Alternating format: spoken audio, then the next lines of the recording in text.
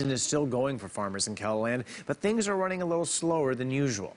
KELOLAND's Lauren Solik talked with two farmers in Davison and Turner counties today to see why the corn harvest has been difficult this year.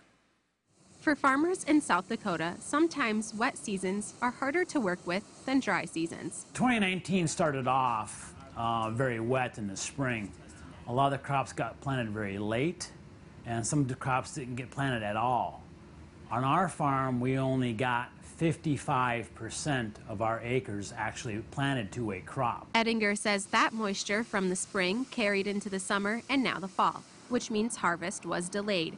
And that moisture still caused trouble when the corn crops were finally harvested. The corn coming off the combine right now is running about a 23 to 25% average moisture on the corn.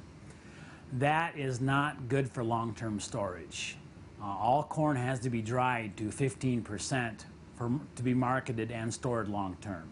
And these dryers you see here, those run on propane, which is causing another struggle for farmers. The drying was going along fairly well until we depleted the propane supplies in the area.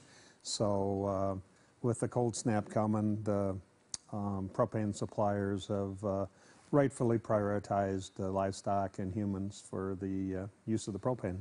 So what happens if farmers don't get propane when they need it? We only have about 2 days worth of propane on hand right now, and if we don't get propane by Tuesday, we're going to have to shut down. Whether it's moisture or a propane depletion, though, South Dakota farmers keep pushing. This is what we do, okay? This is what we signed up for. It's not the perfect job. It's not for everybody. But in the end, when we're all said and done, we'll still do it again next year. In Turner and Davison counties, Lauren Solik, KELOLAND News.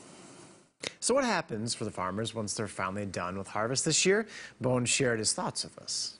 I was asked once if we were a AAA farm, and I wasn't exactly sure what that meant, and the guy says, oh, well, you know, you farmers, you plant in April, you harvest in August, and then you go to Arizona for the rest of the year. And I said, no, that's not us. We've got livestock to care for, and they need to all be fed twice a day, every day. And so we've got a lot of work we'd like to get done this year.